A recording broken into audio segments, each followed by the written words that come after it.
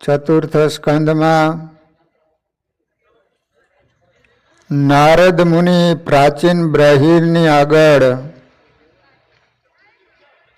પુરંજનની આખ્યાનની કથા સંભળાવી રહ્યા છે.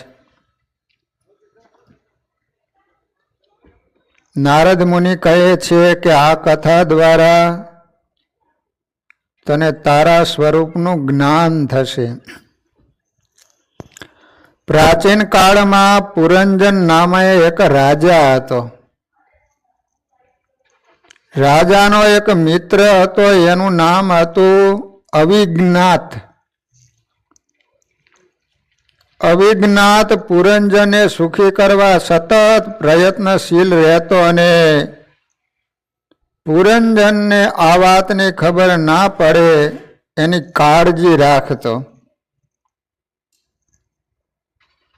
જીવ અને ઈશ્વરની મૈત્રી છે. અવિજ્ઞાત તે ઈશ્વર છે. ઈશ્વરને જીવ પ્રત્યે અપાર કરુણા છે. જીવને ગુપ્ત રીતે હર પડે મદદ કરે છે. તેથી મદદ આપનારો કોણ છે એ દેખાતું નથી.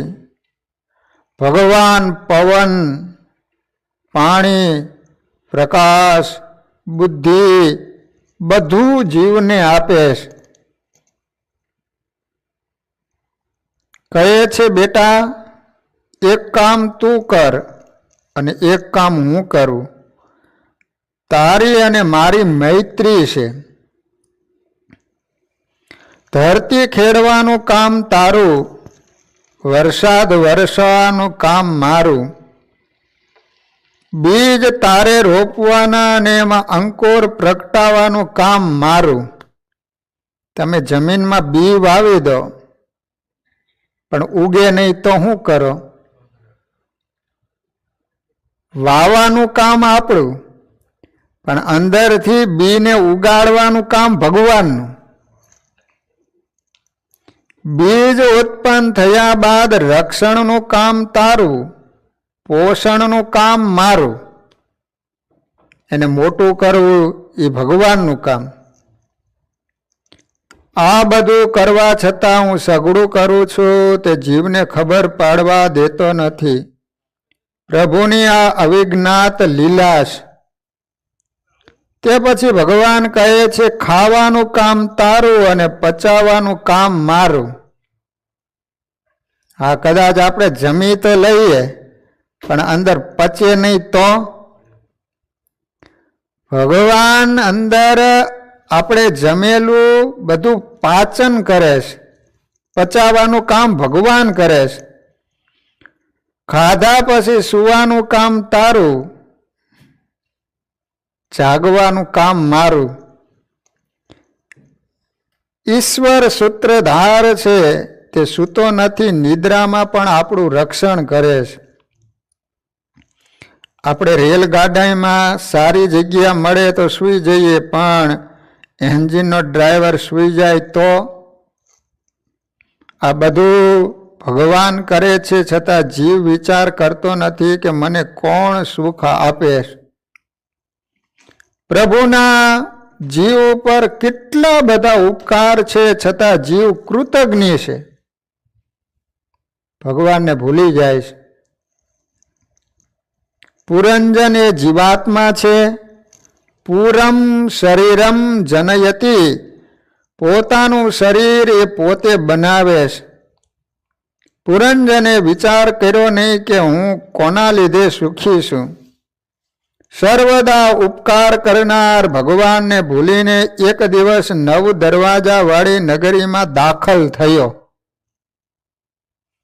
9 દરવાજા વાળી નગરી એ માનવ શરીર. આપણા શરીરમાં 9 દ્વાર છે. શરીરને નાક, કાન વગેરે 9 દરવાજા છે. ત્યાં આવ્યા પછી તેને અંદર સ્ત્રી મળી. પુરંજને તેને પૂછ્યું તમે કોણ છો? સ્ત્રીએ જવાબ આપ્યો હું કોણ છું, મારું ઘર ક્યાં છે, મારા માતા પિતા કોણ છે, મારી જાતિ કઈ છે તે કશું હું જાણતી નથી, પણ તમારે પરણવું હોય તો હું તૈયાર છું, તને સુખી કરીશ. સુંદર દેખાતી હતી એટલે કશું પણ વિચાર કર્યા વગર પુરંજને એની સાથે લગ્ન કર્યું. સ્ત્રીમાં એવો આસક્ત થયો કે થોડા સમયમાં તેને 1100 પુત્રો થયા. 1100.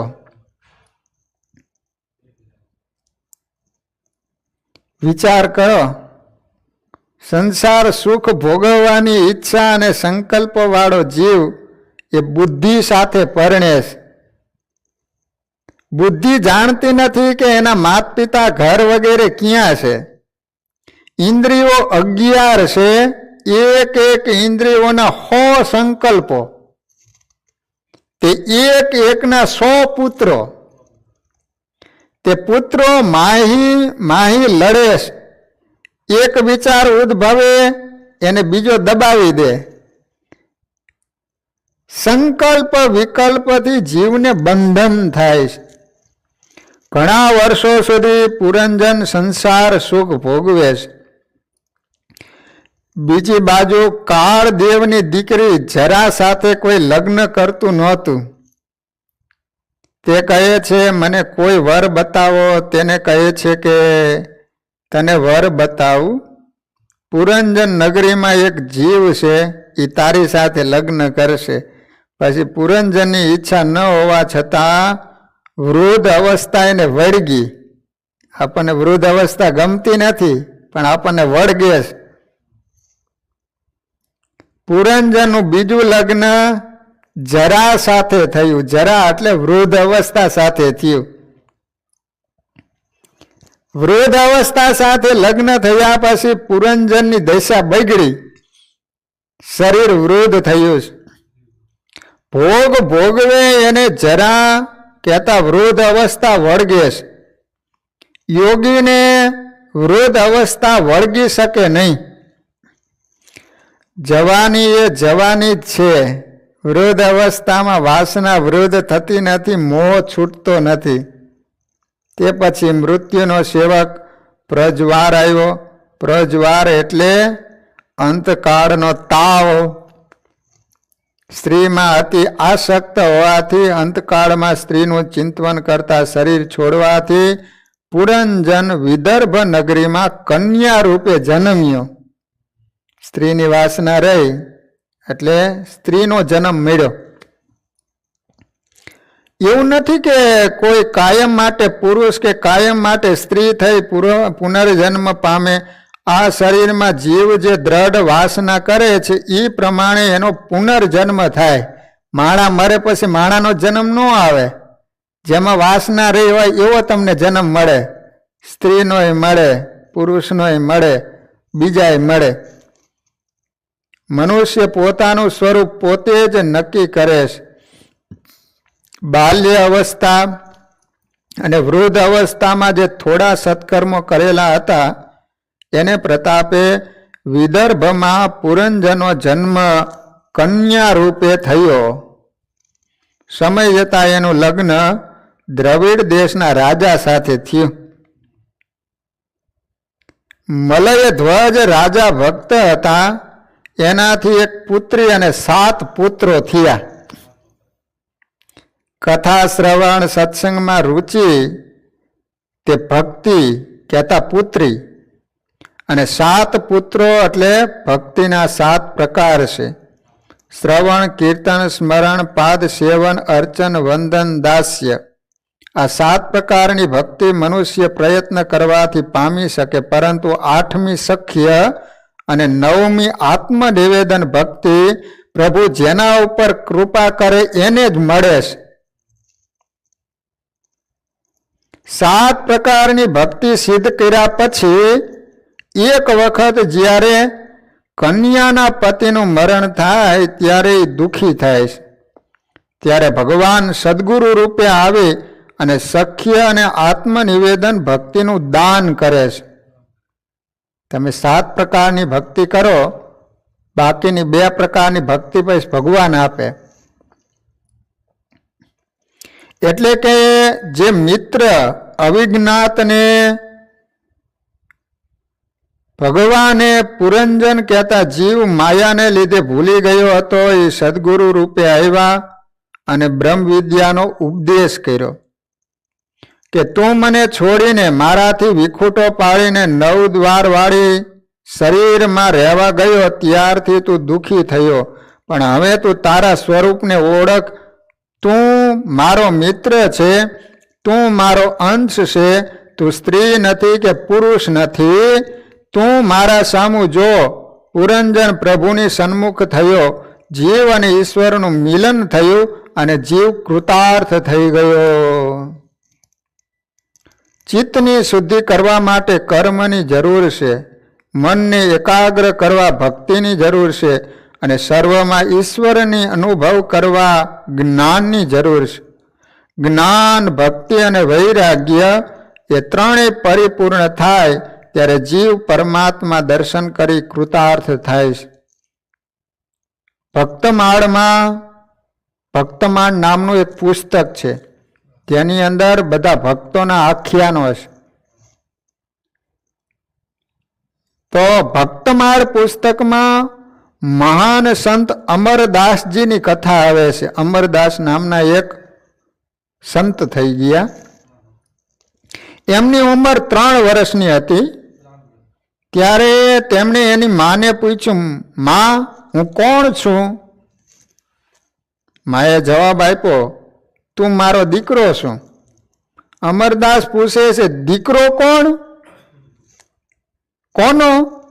માએ એની છાતી ઉપર હાથ રાખી કહ્યું, આ મારો દીકરો છે. અમરદાસ કહે, દીકરો ક્યાં છે? એ તો છાતી છે. હવે માએ એનો હાથ પકડી કહ્યું, આ મારો દીકરો છે. અમરદાસ કહે, માં, તે તો મારો હાથ છે. માં, જો આ શરીર એ તારો દીકરો, તો તારું લગ્ન થયું ત્યારે હું ક્યાં હતો? માં કહે, બેટા, મારા લગ્ન પછી તારો જન્મ થયો છે. અમરદાસ કહે, માં, તું ખોટું કહે. લગ્ન પછી તો શરીરનો જન્મ થયો, પણ તે પહેલા તો હું ક્યાંક તો હતો જ. તે મારું અસલી ઘર ક્યાં છે? મનુષ્યનું અસલી ઘર ભગવાનના ચરણમાં છે. હું કોણ છું એનો વિચાર કરવાનો છે, જીવનના લક્ષ્યને ભૂલવાનું નથી. આપણું સાચું સ્વરૂપ જીવ કહેતા આત્મા છે. નારદજીએ પ્રાચીન બરહી રાજાને પુરંજન આખ્યાન કહી સંભળાયું. ભાગવતની અંદર બહુ ઊંડાણથી અને વિસ્તૃત રીતે આ કથા છે. જિજ્ઞાસુએ તે વાંચવું રહ્યું. અહીં તો ટૂંકમાં રહસ્ય કહ્યું. જીવને ઈશ્વરનું જ્ઞાન તો નથી, પણ જીવને હું કોણ છું એનું પણ જ્ઞાન નથી. જીવન વિષયોમાં જીવ એવો ફસાયો છે કે હું કોણ છું એનો પણ વિચાર કરતો નથી. તો પછી પરમાત્માનો વિચાર ક્યાંથી આવે? પુરંજન કથાનું આ રહસ્ય છે. જેનાથી પ્રભુ પ્રસન્ન થાય એ કર્મ, અને જેનાથી પ્રભુમાં બુદ્ધિ પરોવાય તે જ્ઞાન.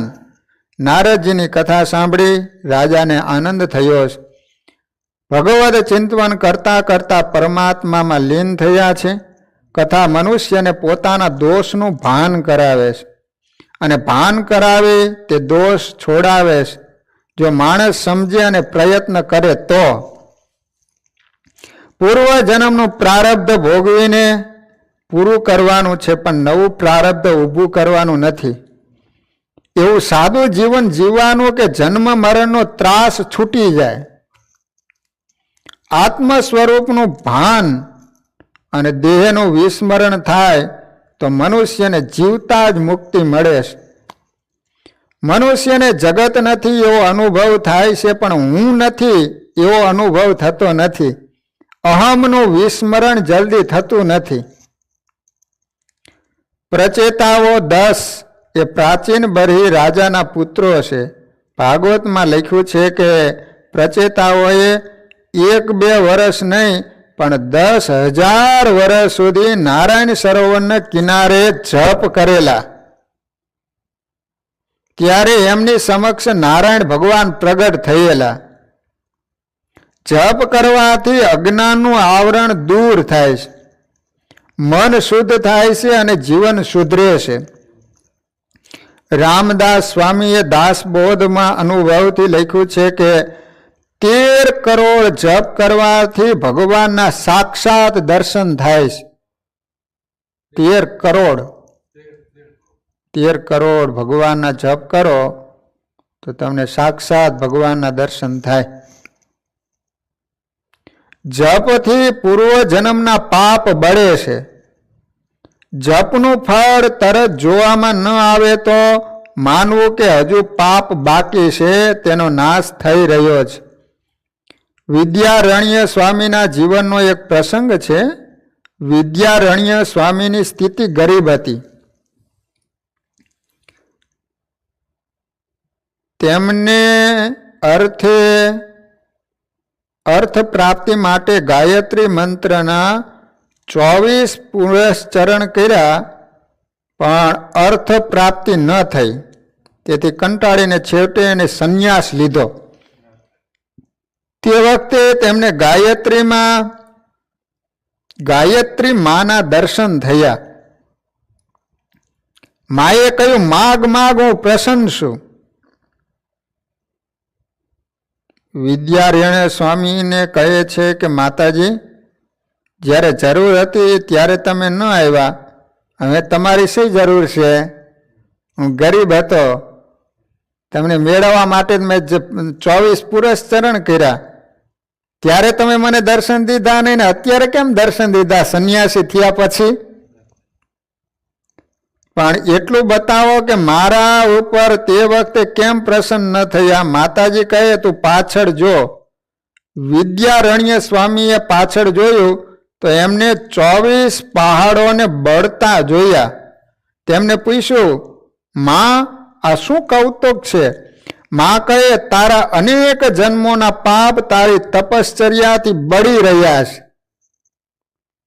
તારા પાપોનો ક્ષય થયો, શુદ્ધ થયો, એટલે હું આવી. વિદ્યારણ્ય સ્વામી કહે છે, માં, હવે હું શુદ્ધ થયો, હવે મારે કશું માગવું નથી. તે પછી તેમણે પંચદશી નામનો વેદાંતનો ઉત્તમ ગ્રંથ લખ્યો. પંચદશી પ્રચેતાઓના નારાયણ સરોવરના કિનારે રુદ્ર ગીતના 10,000 વર્ષ સુધીના જપ પૂરા થાય છે અને નારાયણના દર્શન થયા છે. નારાયણે આજ્ઞા કરી, હવે ઘેર જઈ લગ્ન કરો. પ્રચેતાઓએ કહ્યું, અમારે લગ્ન કરવા નથી. ભગવાન એમને સમજાવે છે કે લગ્ન કર્યા પહેલા સંન્યાસ લેશો અને પછી વાસના જાગશે તો પતન થશે. લગ્ન પછી વિવેકથી કામ વાસના ભોગવી પછી એનો ત્યાગ કરવાથી સૂક્ષ્મ વાસનાઓ દૂર થશે. ઈશ્વરની માયા 2 રીતે જીવને મારે છે. પરણેલો પસ્તાય છે ને કુંવારો પણ પસ્તાય છે. લગ્ન કર્યા પછી સાવધાન રહેવું અશક્ય જેવું છે. ગૃહસ્થાશ્રમનું વાતાવરણ એવું છે કે વિષમતા કર્યા વગર ચાલતું નથી. મમતા થઈ એટલે ક્ષમતા રહેતી નથી અને વિષમતા આવે છે. ભગવાન કહે છે કે એક કામ કરો તો હું તમારું રક્ષણ કરીશ. રોજ 3 કલાક નિયમપૂર્વક મારા સેવા સ્મરણ કરો. કેટલા? 3 કલાક. પછી 21 કલાક હું તમારું ધ્યાન રાખીશ. 24 કલાકમાં 3 કલાક મારી સેવા અને સ્મરણ કરો તો 21 કલાક તમારું ધ્યાન ભગવાન કે હું રાખીશ. અત્યારના જમાનામાં 3 કલાક સેવા સ્મરણ કરનાર જૂજ હશે. એક આસને બેસી 3 કલાક ભગવત સ્મરણ કરે એને ભગવાન પાપ કરતા અટકાવે છે. પાપ કરતા જો ખટકો લાગે તો સમજવું પ્રભુની સાધારણ કૃપા થઈ. પાપ કરવાની ટેવ જો છૂટી જાય તો સમજવાનું કે ભગવાનની પૂર્ણ કૃપા થઈ. કોઈ પણ કાર્ય બુદ્ધિ અને શક્તિ વગર થતા નથી. ઈશ્વરની આરાધના વગર બુદ્ધિ શક્તિ મળતા નથી. પ્રહર એટલે 3 કલાક. એક પ્રહર એટલે કેટલા કલાક થાય? 3 કલાક. યામ એટલે 1 કલાક. પ્રચેતાઓને નારાયણે બોધ આપ્યો છે કે ઓછામાં ઓછો 1 પ્રહર મારી પાછળ આપો, હું તમારું ધ્યાન રાખીશ. પાપ છૂટે, મન શુદ્ધ થાય, ત્યારે જ ઈશ્વરની કૃપા થઈ છે એમ સમજવું. ગૃહસ્થાશ્રમમાં મમતા મારે છે. માટી, પથ્થર અને સોનું સમાન થાય લાગે એવી દ્રષ્ટિ કેળવવી જોઈએ, અનાસક્તિ કેળવવી જોઈએ. મહારાષ્ટ્રમાં રાંકા નામના સંત થઈ ગયા, ભગવાનના ભગત. રાંકા અને બાંકા. રાંકા એ પુરુષનું નામ, બાંકા એની પત્નીનું નામ હતું. ધનનો ત્યાગ કરી પતિ પત્ની સાદું જીવન ગાળે, જંગલમાંથી લાકડા કાપી લાવે, ગુજરાન ચલાવે. એક વખત લાકડા કાપી આવતા હતા, રાંકા આગળ, પત્ની એની પાછળ. રસ્તામાં રાંકાને એક સોનાનો હાર જોયો. જંગલમાંથી લાકડા લઈને આવતા હતા, એમાં સોનાનો હાર જોવામાં આવ્યો. તેને થયું કે પત્નીની દ્રષ્ટિ કદાચ આ હાર જોઈ બગડશે. પત્ની થોડી પાછળ હતી એટલે રાંકા હાર ઉપર ધૂળ નાખવા લાગ્યા, જેથી પત્નીની નજર એના ઉપર પડે નહીં. પત્ની આવી અને પૂછ્યું, શા માટે ધૂળ ભેગી કરતા હતા? રાંકા કહે, કાંઈ નહીં.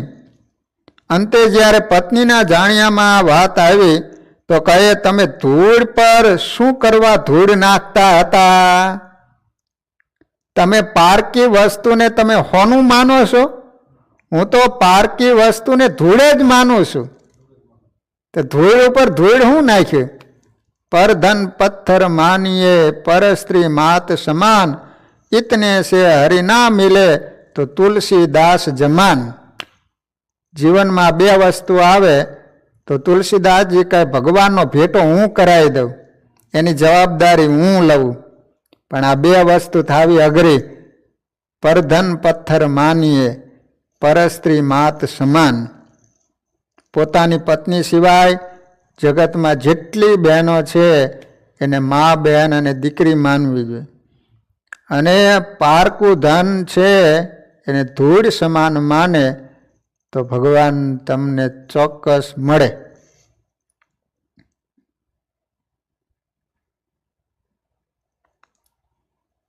હજુ તમારા મનમાં સોનું છે એવી ભાવના રહી જ કેમ? ઓલી સ્ત્રી એના પતિને કહે છે. રાંકાએ કહ્યું, તું તો મારા કરતા વૈધી, તેરા વૈરાગ્ય તો બાંકા હે, અને પત્નીનું નામ બાંકા પડ્યું. રાંકા અને બાંકા બંને પતિ પત્ની હતા. સંતોને મળે ધૂળ અને સોનું સરખા હોય, આવી અનાસક્તિ કેળવવી જોઈએ. કરેલા સત્કાર્ય પુણ્યને ભૂલી જાઓ. પુણ્યનો અહંકાર સારો નથી, પાપને યાદ કરો. મહાભારતમાં યાતિ રાજાનું દ્રષ્ટાંત આવે છે. યાતિ રાજાએ કરેલા પુણ્યને આધારે સદેહે સ્વર્ગમાં ગયા. આ દેહ સહિત મર્યા પછી તો જવાય, જીવ તો જાય, પણ આ શરીર શો તો સ્વર્ગમાં ગયો યાતિ રાજા. યાતિ ઇન્દ્રાસન પર બેસવા ગયા. ઇન્દ્ર ગભરાણો, તે બૃહસ્પતિ પાસે દોડી ગયો. બૃહસ્પતિએ સલાહ આપી કે રાજાને પૂછી જો કે કયા પુણ્યને આધારે તે ઇન્દ્રાસન પર બેસવા માગે છે. તે શું એવા પુણ્યો કર્યા કે એને કારણે તું આ ઇન્દ્રાસન લેવા માટે આવ્યો? જ્યારે એ પુણ્યનું વર્ણન કરશે એટલે એના પુણ્યનો ક્ષય થશે અને સ્વર્ગમાંથી હેઠો પડશે. અને આવું થયું, માટે યાદ રાખજો કે કરેલા પુણ્ય કોઈને કહેશો નહીં. પુણ્યને ગુપ્ત રાખો અને પાપને છતાં કરો. પણ માણા ઉલટું થઈ ગયું. પુણ્ય બધાને કીધા કરે કે હું આટલી માળા પહેરું, આટલા ઉપવાસ કરું, આટલું હું દાન આપું છું, હું સવારે આટલો વહેલો ઉઠું છું, આટલી પૂજા કરું છું. પણ પાપ કરું છું એ કોઈ કહે કે મેં આટલા પાપ કર્યા? પાપ તારા પ્રકાશ જાડેજા, ધર્મ તારો સંભાળ રે. જગતને રાજી કરવું મુશ્કેલ છે, પોતાના ઘરમાં એ બધાને રાજી કરવા મુશ્કેલ છે. સર્વને સદાકાળ રાજી કરી શકાતા નથી. એક જૂનું અને જાણીતું ઉદાહરણ યાદ આવે છે. એક સમયે બાપ દીકરો ઘોડાને લઈને જતા હતા. દીકરાએ બાપને કહ્યું કે તમે ઘોડા ઉપર બેસો, હું ચાલીશ. બાપ ઘોડા ઉપર બેઠો. જતા હતા અને સામે માણસો મળ્યા. તે વાતો કરે છે કે જુઓ આ બાપ કેટલો નિર્દય છે, પોતે ઘોડા ઉપર બેઠો અને નાનો છોકરો તાપમાં ચાલે છે. બાપે આ સાંભળ્યું એટલે છોકરાને કહ્યું, બેટા તું ઘોડા ઉપર બેસ, હું ચાલીશ. દીકરો હવે ઘોડા ઉપર બેઠો. થોડા આગળ ગયા એટલે બીજા લોકો સામે વાતો કરતા સાંભળવા મળ્યા કે દીકરો કેટલો નિર્લજ છે, કેવો કળિયુગ આવ્યો. છોકરાઓ અને બાપની લાગણી જ ક્યાં છે? જુવાન જોધ થઈને ઘોડા ઉપર બેઠો અને બાપને ચલાવે છે. પિતા પુત્ર બંને આ સાંભળ્યું એટલે પિતા પણ હવે ઘોડા ઉપર દીકરાની જોડે બેસી ગયા. બે ઘોડા ઉપર બેસી ગયા. થોડા આગળ ગયા એટલે બીજા લોકોને વાતો કરતા સાંભળ્યા, જુઓ આ બે માણસોની નિર્દયતા તો જુઓ, બંને પાડા જેવા થઈને આ બિચારા નાના ઘોડા ઉપર બેઠા છે. આ બિચારું પશુ છે, એની દયા પણ નથી. ભારથી બિચારું પશુ મરી જશે. બાપ અને દીકરો બની હવે ઘોડા ઉપરથી નીચે ઉતરી ગયા. વિચાર્યું હવે તો લોકોને કાંઈ કહેવા પણ રહેશે નહીં, આપણે બે હાલીને જાય.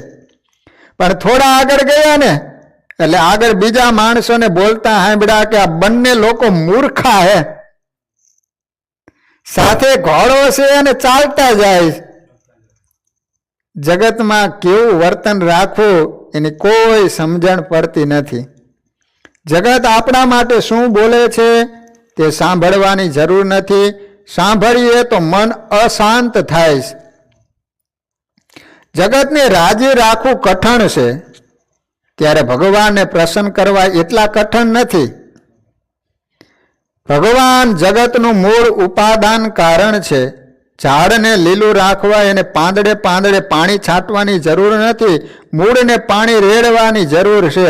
સંસાર વૃક્ષ છે અને સંસાર વૃક્ષનું મૂળ ઉપાદાન કારણ ભગવાન છે. જગતને તો રામજી પણ રાજી કરી શક્યા નથી, તો મનુષ્ય તો શું રાજી કરી શકવાના છે? પ્રચેતાઓને ભગવાને લગ્ન કરવાની આજ્ઞા કરી છે. પ્રચેતાઓ ઘેર જાય છે. દરેકના લગ્ન થયા, એક એક પુત્ર થયા પછી ફરીથી પ્રચેતાઓ નારાયણ સરોવરના કિનારે પાછા આવે છે.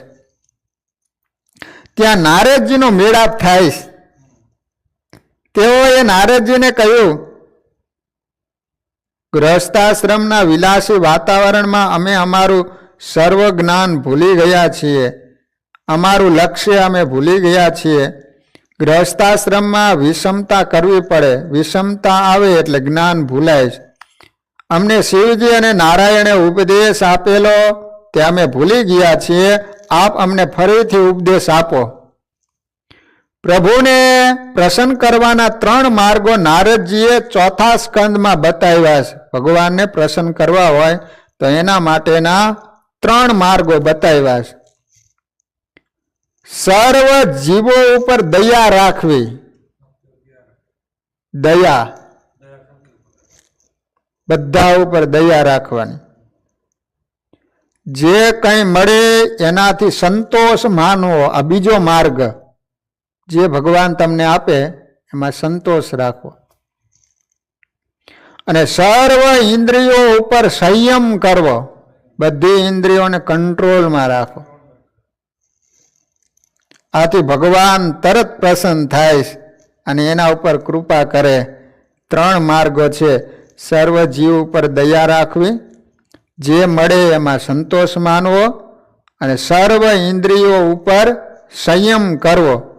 આ 3 માર્ગો અપનાવી લે તો એને ભગવાન દર્શન આપે, એની ઉપર ભગવાન પ્રસન્ન થાય, એની ઉપર ભગવાન કૃપા કરે. ઝેર ખાવાથી મનુષ્ય મરે છે, પણ ઝેરનું ચિંતન કરવાથી મનુષ્ય મરતો નથી. પણ વિષયો તો ઝેરથી પણ બુરા છે. વિષયો ભોગવ્યા ના હોય તો પણ એના ચિંતન માત્રથી મનુષ્ય મરે છે. વિષયોનું ચિંતન કરવાથી મરે છે. ઓલું ઝેર વિષ છે ઝેર, એ તો પીવો ત્યારે જ મરે, પણ એને તમે સંભાળવાથી મરી જાવ, તમે એનેથી મરે નહીં. પણ આ વિષયો છે એનું તો ચિંતન કરો તોય તમે મરો. માટે એ વિષયોનો મનથી પણ ત્યાગ કરી સર્વ ઇન્દ્રિયો ઉપર સંયમ રાખવાનો છે. મૈત્રીજી કહે છે, વિદુરજી તમારે હવે શું સાંભળવું છે? વિદુરજી કહે છે, બસ હવે મેં જે સાંભળ્યું છે તેનું ચિંતન કરવું છે. હું જ પુરંજન છું, હું જ ઈશ્વરથી ભગવાનથી છૂટો પીડ્યો છું. આ રીતે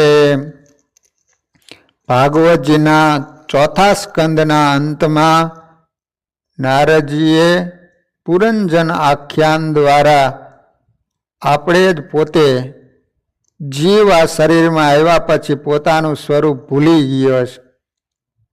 એ સારી કથા સંભળાવી. હવે 5મ સ્કંદ સ્થિતિ લીલા.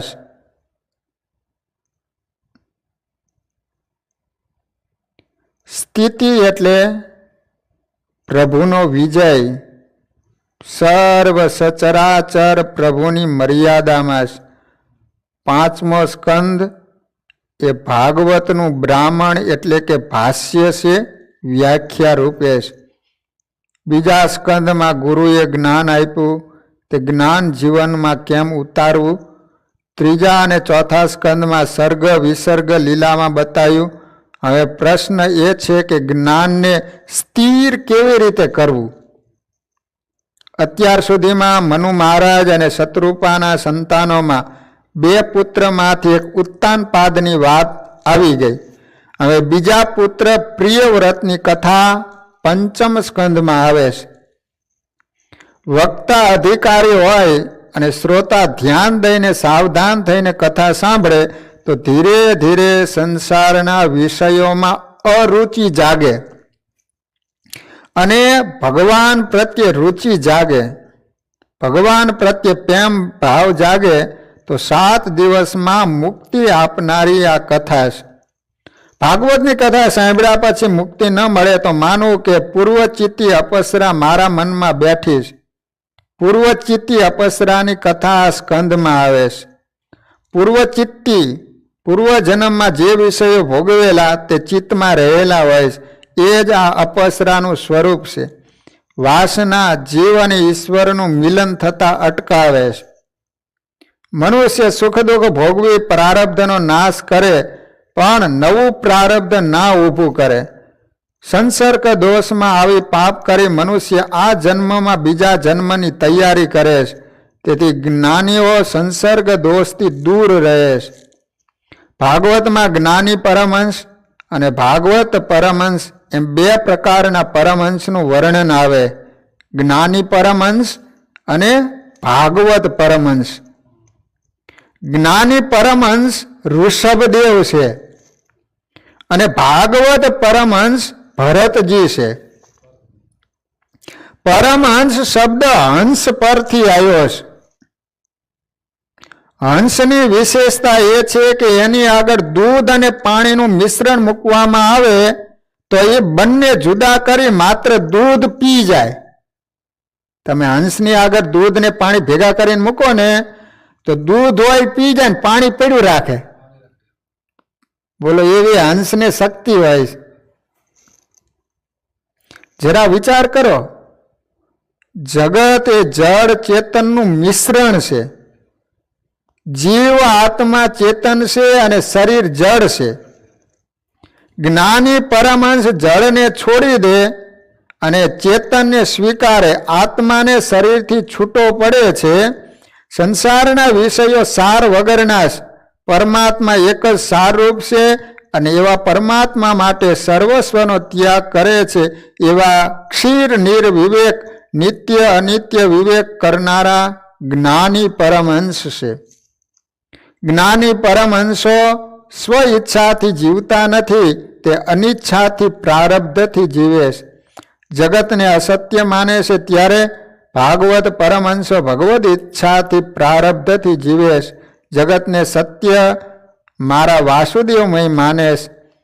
શબ્દમાં થોડો ભેદ છે પણ તત્વથી ભેદ નથી. શંકરાચાર્ય વેદાંતમાં જગતને મિથ્યા માન્યું છે.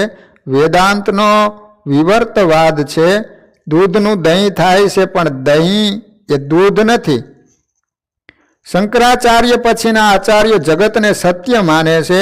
જગત બ્રહ્મરૂપ છે, ઈશ્વરમાંથી પરિણામરૂપ છે, તેથી સત્ય છે. ભાગવત ભક્તો કહે છે જગત દહીંની જેમ નહીં પણ સોનાની લગડીનો દાગીનો બનાવ્યો હોય તેવું છે. સોનાની લગડી હતી ત્યારે પણ સોનું અને દાગીનો બન્યો ત્યારે પણ સોનું, બંનેમાં કોઈ ભેદ નથી. તેમ જગત એ બ્રહ્મનું પરિણામ છે, તેથી જગત એ સત્ય છે. જગતનું સર્વ પરમાત્મામય છે. પ્રત્યેક પદાર્થને પ્રેમ કરો. જ્ઞાની પરમહંસ અને ભાગવત પરમહંસ બંનેનું લક્ષ્ય એક છે, પરમાત્મા, પણ સાધન જુદા જુદા છે. ખંડન મંડનની ભાંજગઢમાં પડવા જેવું નથી, તેથી રાગ દ્વેષ ઊભા થાય છે. બંને સત્ય છે કારણ બંનેનું લક્ષ્ય એક ભગવાન છે. જ્ઞાની પરમહંસ ઋષભદેવ જ્ઞાનથી ઉપદેશ આપે છે, જ્યારે ભાગવત પરમહંસ ભરતજી ક્રિયાથી ઉપદેશ આપે છે. ભાગવત પરમહંસ ભરતજી સર્વમાં ઈશ્વરનો ભાવ રાખી સર્વની સેવા કરશે, જ્યારે જ્ઞાની પરમહંસ ઋષભદેવજીને ધ્યાસ જ નથી. જ્ઞાનનો આદર્શ બતાવવા માટે ઋષભ અવતારની કથા પ્રથમ આવશે અને ત્યારબાદ ભરતજીની કથા આવશે. પરીક્ષિત રાજા આરંભમાં પ્રશ્ન કરે છે, મનુ મહારાજના પુત્ર પ્રિયવ્રત રાજાને લગ્ન કરવાની ઈચ્છા ન હતી, તેમ છતાં એને લગ્ન કેમ કર્યું? ગૃહસ્થાશ્રમમાં રહેવા છતાં એમને કેવી રીતે ભગવાનમાં દ્રઢ ભક્તિ થઈ? સુખદેવજી કહે છે કે ગ્રહસ્થને ઘરમાં વિષમતા કરવી પડે. શત્રુ મિત્ર ચોર શેઠ સર્વમાં સંભાવ રાખવો અઘરો હોય. ગ્રહસ્થ સર્વમાં સંભાવ રાખી શકતો નથી. ભક્તિમાં સર્વમાં સંભાવ રાખવાની શરત પહેલી છે. શ્રી કૃષ્ણ એક આદર્શ ગ્રહસ્થાશ્રમી છે, એમના જેવો ગ્રહસ્થાશ્રમ હોવો જોઈએ. શ્રી કૃષ્ણને આંગણે એક વખત દુર્યોધન મદદ લેવા આવ્યો. અગાઉ એને શ્રી કૃષ્ણનું અપમાન કર્યું છે, છતાં નફટ થઈને આવ્યો છે.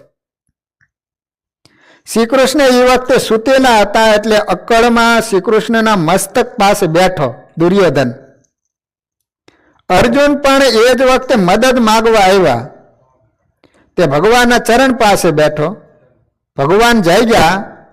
અર્જુન ઉપર એમની દ્રષ્ટિ પહેલી પડી, એટલે અર્જુનને કહ્યું જે જોઈ માગ.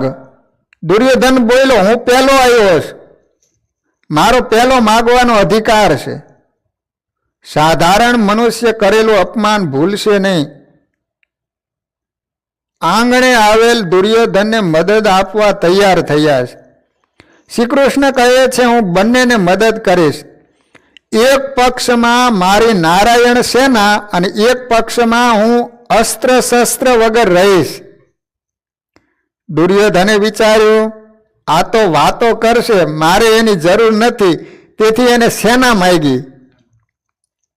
અર્જુને શ્રી કૃષ્ણને માગ્યા. દુર્યોધન અને અર્જુન બંનેમાં સંભાવ રાખે છે, તેથી શ્રી કૃષ્ણ ગ્રહસ્થાશ્રમી નથી પણ આદર્શ સંન્યાસી છે. પ્રિયવ્રત રાજાએ વિચાર્યું કે ગ્રહસ્થાશ્રમમાં ભક્તિમાં વિઘ્ન આવે, માટે આ વ્યવહાર છોડી દેવો છે. એકાંતમાં બેસી અને ભગવાનનું આરાધન કરીશ. ત્યાં બ્રહ્માજી આવ્યા. રાજાને કહે છે, પ્રારબ્ધ ભોગ્યા વગર ચાલતું નથી. મને પણ પ્રવૃત્તિ કરવાની ઈચ્છા નથી, પણ પ્રભુની આજ્ઞામાં રહીને પ્રારબ્ધ પૂરું કરવું. જે જીતેન્દ્રિય છે એ ઘરમાં રહીને પણ ઈશ્વરનું આરાધન કરી શકે. જે જીતેન્દ્રિય નથી તે વનમાં પણ પ્રમાદ કરે. આગળ કથા આવશે કે ભરતજી સ્ત્રી પુત્ર વગેરેનો ત્યાગ કરી વનમાં ગયેલા, ત્યાં પણ સંસાર ઊભો કર્યો. જ્યારે પ્રહલાદ દૈત્યોની વચ્ચે રહી અનેક પ્રકારનું દુઃખ સહી ઘરમાં જ ભક્તિ કરે છે. ઘર છોડે એટલે જ ભગવાન મળે એવું નથી. જેના મનમાં ઘર છે, સંસાર છે, એ જ્યાં જાય ત્યાં સંસાર ઊભો કરે. મનુષ્યના 6 શત્રુઓ વિકારો ચોરો એ જ્યાં જાય ત્યાં એની પાછળ પડેલા હોય છે. ક્યાં 6 શત્રુ? યાદ રાખજો. કામ, ક્રોધ, લોભ, મોહ, મદ અને મત્સર. જો આ શત્રુઓને વશ ન થઈને ઘરમાં રહે તો ઘર બાધક થતું નથી. ગ્રસ્તાશ્રમ એ કિલ્લો છે અને આ કિલ્લામાં રહી શત્રુ સામે લડવું એ ઘણી વખત શાણ પણ ભર્યું છે, સુરક્ષા ભર્યું છે. પ્રિયવ્રતને લગ્ન કરવાની ઈચ્છા નહોતી, પણ બ્રહ્માજી બુદ્ધિશાળી ખરા ને, પછી એવી રીતે પ્રિયવ્રત રાજાને સમજાવ્યા ને તે પછી પ્રિયવ્રતને સંસારમાં જોડી દીધા. તો પંચમ સ્કંદ સ્વામિનારાયણ ભગવાને પણ શિક્ષાપત્રીમાં આજ્ઞા કરી છે.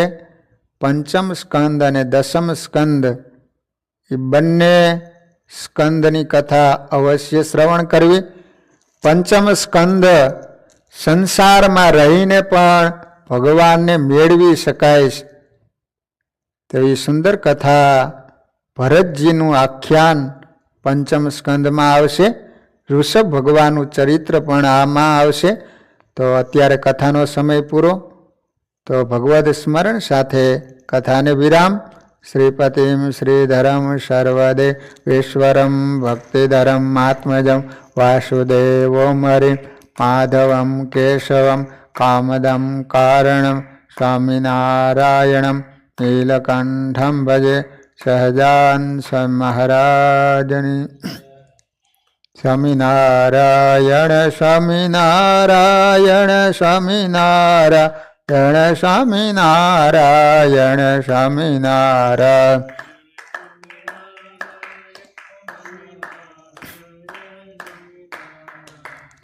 સ્વામિનારાયણ સ્વામિનારાયણ સ્વામિનારાયણ સ્વામિનારાયણ સ્વામિનારાયણ.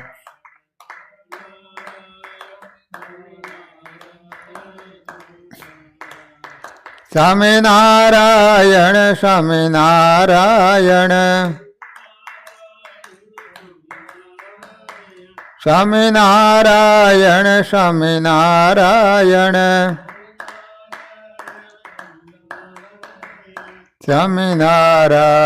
સ્વામિનારાયણ સ્વામિનારાયણ સ્વામિનારાયણ સ્વામિનારાયણ.